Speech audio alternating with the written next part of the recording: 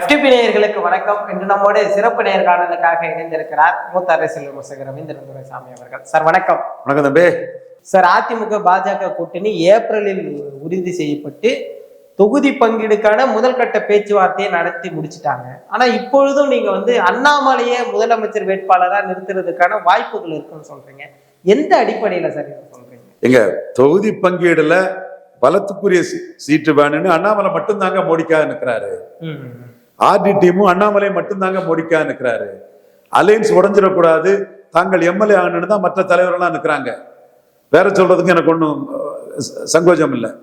RT team மோடிக்காக நிற்கிறாரு, அண்ணாமலை மோடிக்காக நிற்கிறாங்க. மற்றவங்க எடப்பாடி கொடுக்கறத வாங்கிட்டு போய் எம்எல்ஏ ஆனா போதும்னு நிற்கிறாங்க. அப்போ மோடி கிட்ட நம்ம பார்வை கொண்டு போகணும்ல. அந்த இடத்துக்குள்ள நம்ம மோடி கிட்ட ஆல்டர்னேட் என்னன்னு கேட்பாரு.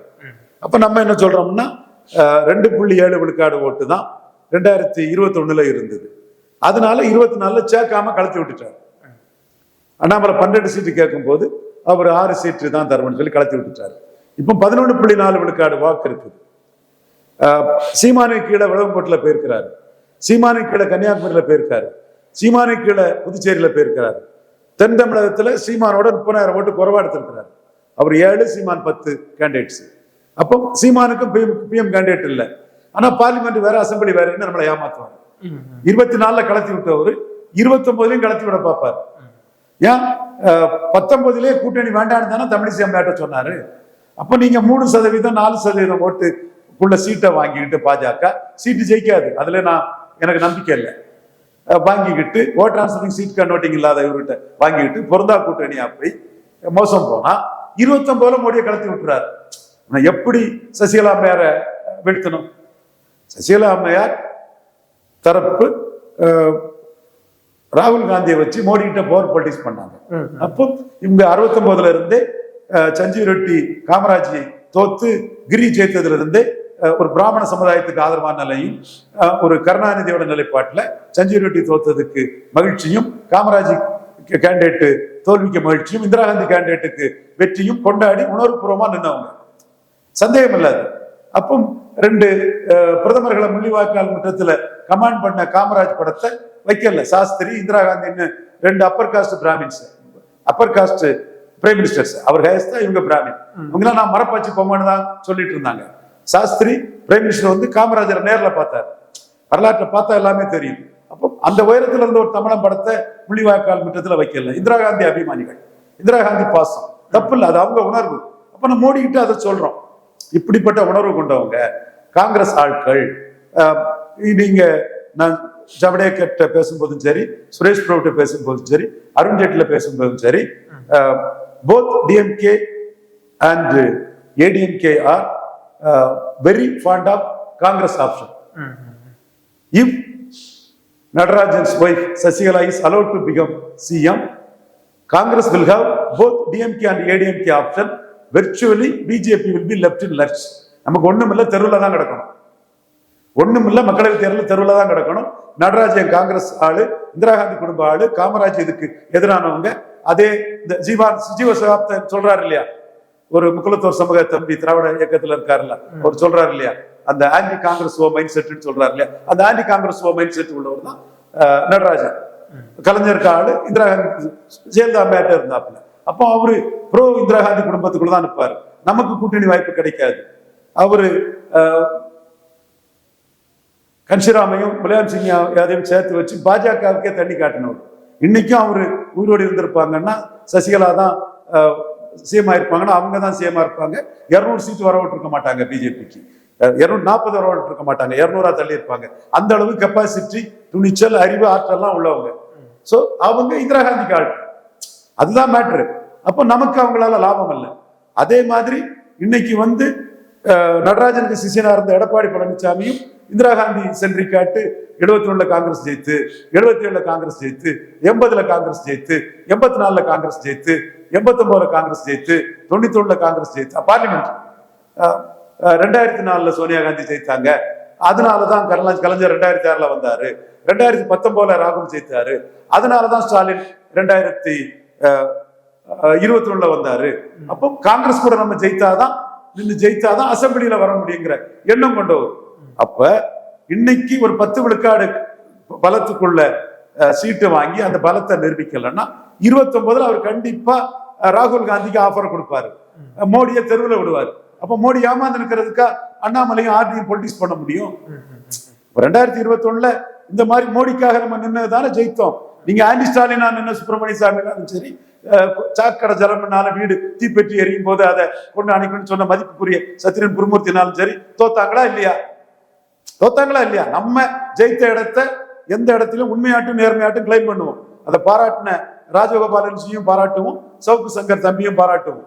சோ இந்த இடம் அவர் 29 புரோ ராகுலாட்டு நம்மளை கலத்தி விடுவார். அந்த மைண்ட் செட் தான் அவங்களுக்கு. 24ல 20 சீட்டு இதே சவுக்கு சங்கர் கூட போய் நின்று, ஒரு சிலர் எனக்கு வேண்டிய ஒரு அண்ணன் கூட எல்லாம் போய் நின்று 20 சீட்டு ஆஃபர் கொடுக்கல. அப்ப பிஜேபி ஒரு 10 விழுக்காடு ஓட்டை மெயின்டைன் பண்ணாதான் 29ல மோடிஜி ஃபார் பிஎம் 2029 அர்த்தம் இல்லாமல ஃபைட் பண்றோம். உன்ன மாதிரி ஒரு எம்எல்ஏ ஆகிறதுக்கா ஆட்டி இருக்கிறான், மோடிக்காக இருக்கிறான். வித்தியாசம் இதுதான். அண்ணாமலை இந்த இடத்துக்குள்ள அவரு 10 விழுக்காடு கூட சீட்டு தரலன்னா அண்ணாமலை சிஎம் கேண்டேட்டா சொன்னா, மாற்றமணி வந்த 18 விழுக்காடு வாக்குல குறைஞ்சபட்சம் அண்ணாமலை ஹீரோ பார்க்கக்கூடிய அந்த வாக்கு 10 விழுக்காடாவது அண்ணாமலைக்கு தலைமைக்கு உள்ள. சோ வேற ஆப்ஷன் இருக்கு. மோடிக்காக அண்ணாமலை சிஎம் சொல்லக்கூடிய ஆப்ஷன் இருக்கு. மோடி அண்ணாமலை சிஎம் ப்ரொஜெக்ட் பண்ணா அப்புறம் தமிழிசை நயினார் எல்லாம் ஒத்துக்கிட்டு தானே போனோம். இதுல சகோதரர் நயினார் அவனு குறை சொல்லல, அவருக்கு கடமையை தான் செய்யறாரு. தெளிவா சில விஷயங்களை கட்சிக்கு இதை காப்பாத்துக்கு தான் பேசினார். சோ இந்த இதை நம்ம சொல்றோம், தலைமைக்கு இதை சொல்லி இருக்கோம்.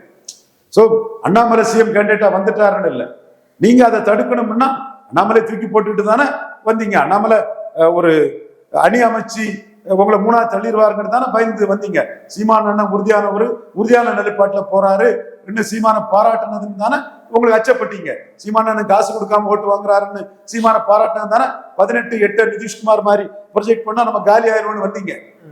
அப்போ இப்பவும் அண்ணாமலைய சிஎம் கேண்டேட்டா சொன்னா உங்களுக்கு அந்த 20% வாக்குக்கு மேல ஓட்டு ஏறாது. எங்க இருந்து ஓட்டு ஏறும்? நிரூபிக்காத ஓட்டை யாரு கொண்டு கொடுத்துட முடியும்?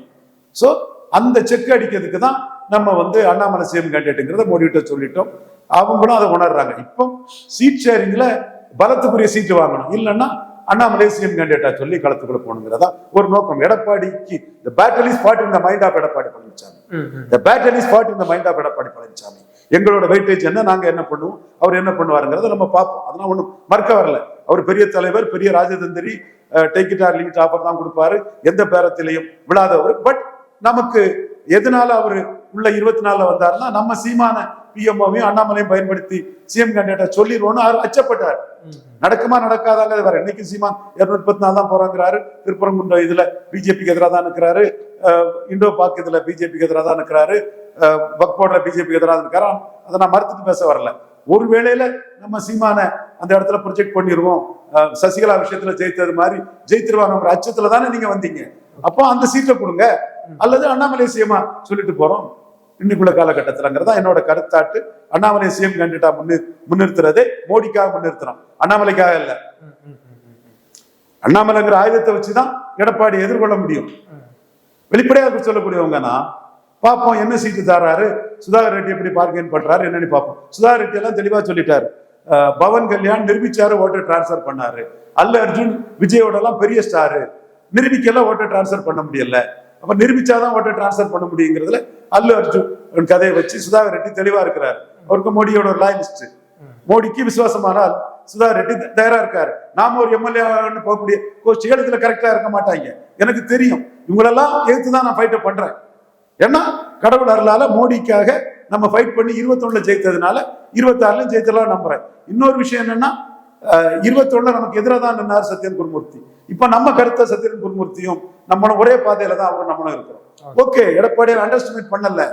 எடப்பாடி பெரியவர் தான், அவரு ஜெயலலிதாவோட சீட் ஷேரிங்ல பெரியவர் தான். பட் மோடி ஏமாந்துட கூடாதுங்கிறதுக்காக நாங்க தெளிவா எதையும் எதிர்பார்க்காம மோடிக்காக நிற்கிறோம். அந்த வகையில தான் இவர் ஏமாத்தாருன்னா அண்ணாமலை சிஎம் கேண்டேட்டா சொல்லணுங்கிற கருத்தை நான் முன் வச்சிருக்கிறேன். பிஎம்ஓக்கு அதை நான் தெளிவா காரண காரியங்களை சொல்லி என்னென்ன பிளஸ் மைனஸ் இருக்குங்கிறத தெளிவுபடுத்திட்டேன். மோடிக்காக தான் அண்ணாமலை சிஎம் கேண்டேட்டா சொல்றேன் தவிர அண்ணாமலைக்காக அல்ல. ஓகே சார், நிச்சயமா சார் பல்வேறு விஷயங்கள் பேசணும், தொடர்ந்து பேசுவோம் சார். நன்றி.